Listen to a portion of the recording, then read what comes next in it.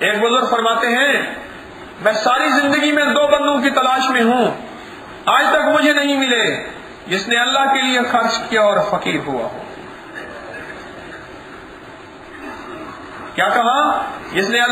دو بندوں کی تلاش میں، ان میں ایک بندے کا میں نے حوالہ دیا ہے، جس نے اللہ کے لیے خرچ کیا اور فقیر ہوا ہو، اور غریب ہو گیا ہو، اور تنگ دست ہو گیا ہو، اور مفلس ہو گیا ہو، اور فاتوں پہ آ گیا ہو۔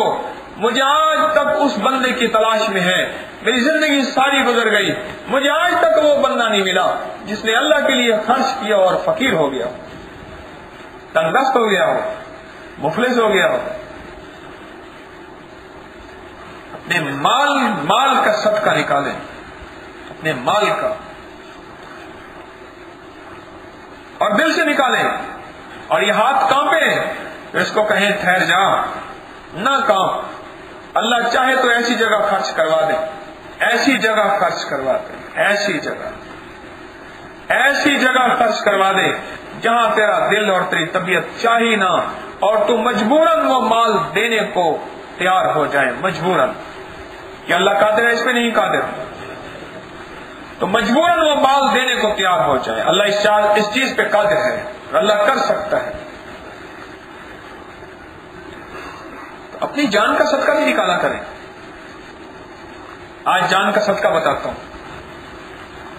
یہ بھی جان کا صدقہ ہے جس سے شدید ترین نفرت ہو نا،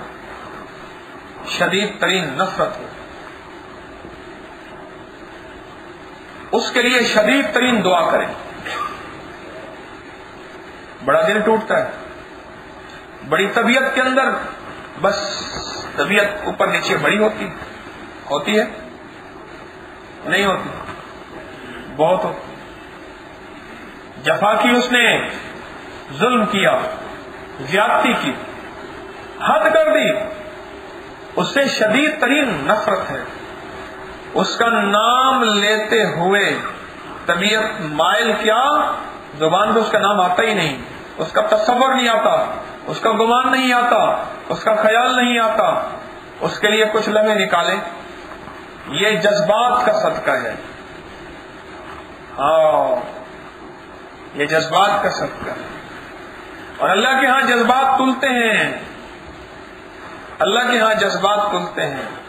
اماں کو دیکھنے سے جو جذبہ پیدا ہوتا ہے، یہی جذبہ تو ہے جو تجھے مقبول حج کا ثواب دلواتا ہے۔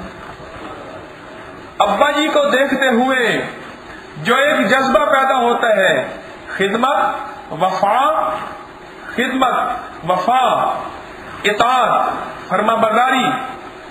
اور شفقت اور محبت اور صلہ رحمی،